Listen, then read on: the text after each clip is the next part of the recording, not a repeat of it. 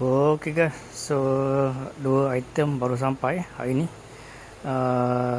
Full set exhaust TRK Mode 8 dan juga seat yang single-single lah. So kita nak gantikan kepada TRK saya ni. Yang ni saya punya TRK Mode LE.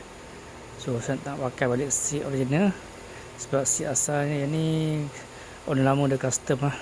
Okay, so saya nak masuk balik seat yang pattern original saja.